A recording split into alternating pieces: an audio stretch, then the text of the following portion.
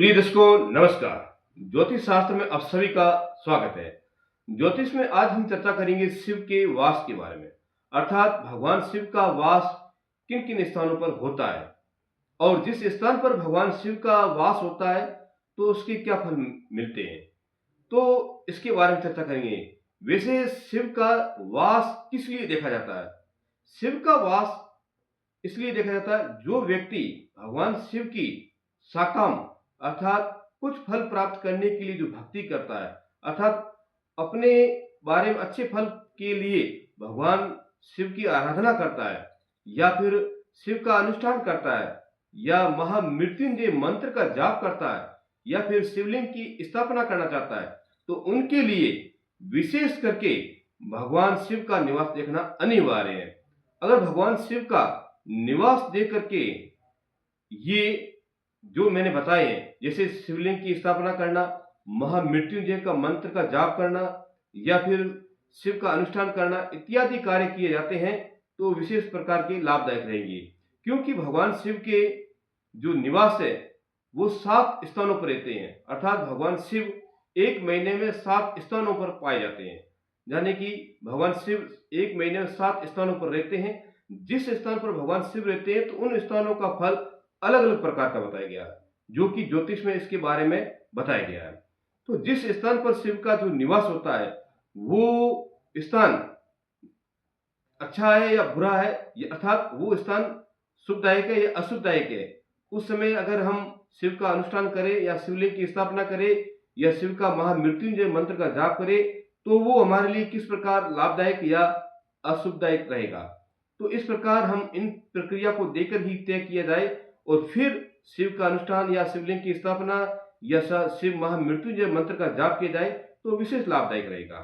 अब हम यहाँ पर ये देखते हैं कि भगवान शिव की निवास के बारे में जो ज्योतिष में चर्चा बताई गई है उसे किस प्रक्रिया से देखा जाता है, उसकी क्या विधि है, उसे देखने के लिए ज्योतिष में सर्वप्रथम तिथि को, जिस तिथि को भगवान शिव का निवास देखना है उस तिथि को दुगना करना है। चाहे वो तिथि षष्ठी हो, सप्तमी हो या पूर्णिमा हो या अमावस्या, कोई भी तिथि हो, उस तिथि को दुगना करना, यूं कहे उस तिथि को 2 से गुणा कर लेना। जो उत्तर आता है उसमें 5 और जोड़ देना, 5 को जोड़ करके और उसमें 7 का भाग देना। जो शेष फल रहता है उस शेष फल के आधार पर ज्योतिष के सहारे हम ये देख सकते हैं कि भगवान शिव का जो निवास स्थान है इन स्थानों पर होता है। वैसे एक महीने में 7 ही स्थान बताए गए हैं। अब जो तिथि है, तिथि को देखने की प्रक्रिया इस प्रकार बताएगी ज्योतिष में।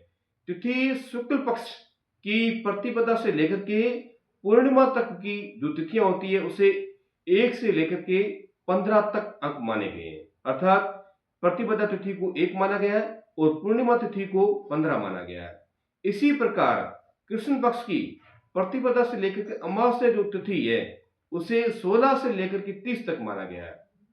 तो हम जब भी शुक्ल पक्ष की देखेंगे तो उसे 1 से लेकर 15 के बीच में तिथियां मानेंगे और जब भी कृष्ण पक्ष की तिथियों को देखेंगे उसे 16 से लेकर के 30 तक के बीच में अंक देंगे, चाहे वो तिथि पूर्णिमा हो या अमावस्या हो। फिर उसको दुगना करना है, जो अंक है तिथि के उसको दुगना करके उसमें 5 और जोड़ना है और जोड़ने के उपरांत उसमें 7 का भाग देना है। जो शेष फल रहता है उस शेष फल के आधार पर यह बताया जाता है कि भगवान का जो निवास है इस स्थान पर है। अब जिस स्थान पर भगवान का निवास है तो उसका फल भी बताया गया, क्या वो फल शुभदायक है या फिर अशुभदायक है। तो इसे हम एक उदाहरण के तौर पर आपके सामने प्रस्तुत कर रहे हैं। मान लीजिए शुक्ल पक्ष की तिथि दशमी है। अब दशमी तिथि शुक्ल पक्ष की है तो उसे हम 2 से गुणा करेंगे या दुगना करेंगे। 2 से गुणा करने पर या दुगना करने पर वो उसका मिलता है अंक 20। अब 20 में से हम 5 और जोड़ देंगे। अब 5 और जोड़ करके उसमें हम 7 का भाग देंगे। अब 7 का भाग देने पर जो शेष रहता है उसके आधार पर हमें ये मालूम होता है कि दशमी तिथि को भगवान का निवास इस स्थान पर है। अब जैसे 7 का पहाड़ा हम 3 और बोलेंगे तो 7 से 21 होते हैं। अब 21 को हम 25 में घटाएंगे तो शेषफल 4 रहते हैं। अब 4 शेष फल रहने पर तो ज्योतिष में 4 में अगर शेष फल रहता है तो भगवान शिव का जो निवास स्थान है वो सभा में बताया गया है। और सभा में जब भगवान शिव होते हैं तो उसका फल हमेशा अशुभ ही मिलता है, क्योंकि वहां पर संताप, कष्ट, पीड़ा ही मिलती है। इसलिए जब भी सभा का स्थान बताया गया उस समय में शिव का अनुष्ठान नहीं करना चाहिए, शिव का महामृत्युंजय मंत्र का जाप नहीं करना चाहिए, शिवलिंग की स्थापना नहीं करना चाहिए। और भगवान शिव जो लोग साकाम भक्ति करते हैं, शिव से फलों की प्राप्ति करना चाहते हैं, तो उनको भी इस दिन शिव की आराधना नहीं करनी चाहिए। तो इस प्रकार हम ज्योतिष के सहारे देख सकते हैं। अब ये एक शुक्ल पक्ष की बताइए।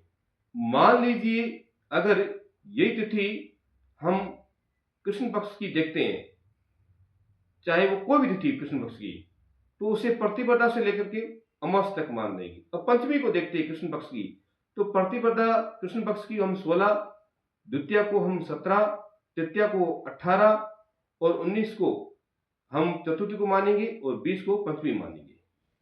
अब 20 तिथि को दुगना करेंगे तो 40 हो गई।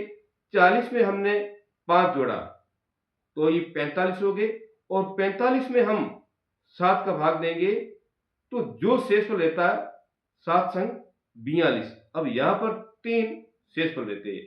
अब 42 को हम 45 में घटाएंगे तो 3 शेषफल रहेंगे। अब 3 शेषफल रहते हैं तो भगवान शिव का जो निवास है वो बेल पर है, अर्थात भगवान शिव वर्षाभूत है, बेल के ऊपर है। उसमें जो उसका फल है वो बढ़िया सुख संपत्ति का है। उसमें हम शिव की आराधना करें तो हमारी मनोकामना पूर्ण होगी। तो इस प्रकार हम कृष्ण पक्ष की और शुक्ल पक्ष की तिथियों को देख करके ही शिव के बारे में, निवास के बारे में जान सकते हैं। अब ये हमने गणना करने के उपरांत बताया। अब हम जो शेषफल रहते हैं उसके आधार बताते हैं। अगर हमने 7 का भाग दिया, जो भी योग करके 7 का भाग दिया, अगर शेषफल 1 रहता है तो भगवान शिव का जो निवास है वो कैलाश में है।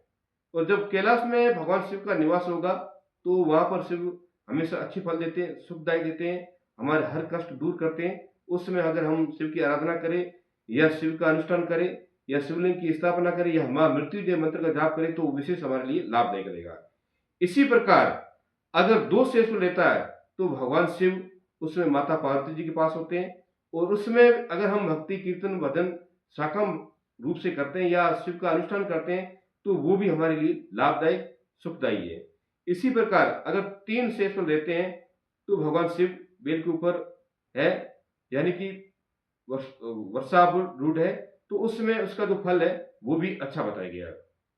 इसी प्रकार अगर 4 शेषफल रहते हैं तो वो सभा में होते हैं, और सभा का फल हमें हमेशा कष्टदायक रहता है और उसमें मन को संताप मिलता है। इसलिए उस समय शिव का अनुष्ठान वगैरह ना किया जाए तो लाभदायक रहेगा।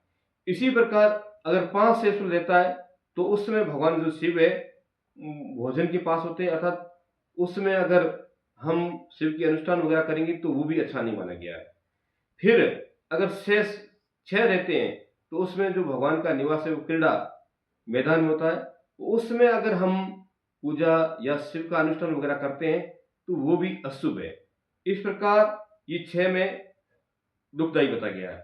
अगर मान लीजिए 0 शेषफल रहता है तो उसमें जो शिव का जो निवास है वो शमशान भूमि में होता है, शमशान में होता है, तो उसमें शिव के अनुष्ठान ना किए जाए, शिवलिंग की स्थापना ना की जाए तो भी लाभदायक रहेगा और अच्छा रहेगा।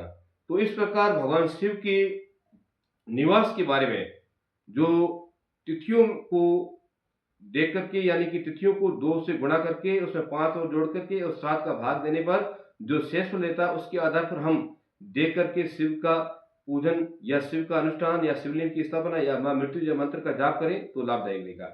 वैसे शिव वास के लिए जो शुभ तिथियां हैं वो शुक्ल पक्ष की द्वितीया तिथि, पंचमी तिथि, षष्ठी तिथि, नवमी, द्वादशी और त्रयोदशी को शुभ माना गया, ये शुक्ल पक्ष की। इसी प्रकार कृष्ण पक्ष की प्रतिपदा, चतुर्थी, पंचमी, अष्टमी, एकादशी, द्वादशी और अमावस्या तिथि शिव पूजन के लिए, शिव अनुष्ठान के लिए शुभ मानी गई है। तो इस प्रकार ज्योतिष के सहारे हम भगवान शिव के निवास के बारे में देख सकते हैं, और फिर शिव के निवास देख करके और जहां पर शिव का शुभ स्थान बताया गया है उसके अनुसार देख करके हम शिव की आराधना, अनुष्ठान या शिवलिंग की स्थापना करके शुभ फल प्राप्त कर सकते हैं। तो मेरा चैनल पसंद आया हो तो सब्सक्राइब कीजिए, लाइक कीजिए, कमेंट कीजिए, शेयर कीजिए और मेरे यूट्यूब चैनल पर आप बने रहिए। मैं आपको नई-नई प्रकार की नई-नई जानकारियाँ प्रदान करता रहूँगा। राधे-राधे, जय श्री कृष्ण।